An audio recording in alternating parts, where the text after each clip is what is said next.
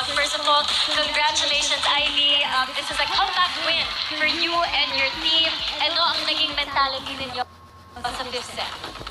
Siguro po, yung talagang tiwala sa sistema ni Coach Taka and yung tiwala talaga namin sa bawat isa. And siguro, mas nag-stick po kami doon sa culture na binubuo namin sa team po. It looks like you're very emotional, Ivy. Can you describe, gaano kahalaga itong panalo, itong journey ninyo dito sa quarterfinals? Siguro po, madami po kasi kami pinagdaanan ng mga day off. Kaya, ayun po, talagang super, yung parang nalabas po yung emosyon ko po talaga ngayon. And ayun po, syempre, pang-boost din po sa team namin.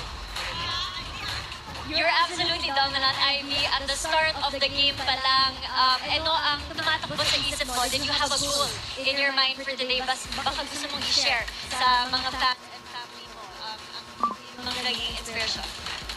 Siyempre po, yung naging inspiration ko po ngayon is yung coaches ko na sobrang tiyaga po and yung mga teammates ko po. And ayun po, yung mga pinagdaanan po namin the past few weeks. Ivy, congratulations once again. Is there anybody you'd like to greet, your family and friends watching at home, and the fans of Akari? Go ahead.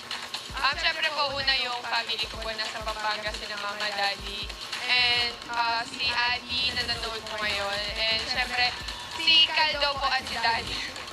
Tapos, hi po, ulit. Ayun po, and yung fans po and management po ng Akari. Salamat po. There you have it. You just heard from our player of the game, Ivy Alaxina. Back to you, Sir Seven Phil.